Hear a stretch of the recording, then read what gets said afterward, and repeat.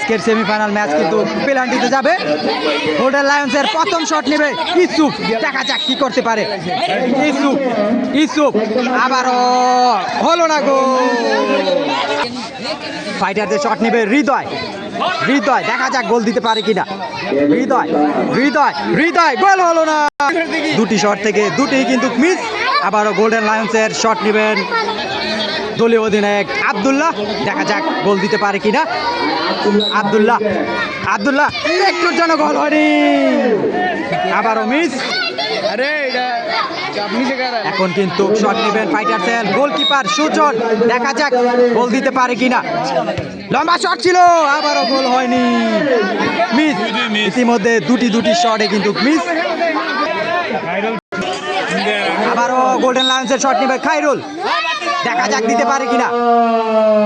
খায়রুল গোল। ইতিমধ্যে ফলাফল কিন্তু 1-0। দেখা যাক ফাইটারসের আশিক গোল দিতে পারে কিনা। আবারও মিস।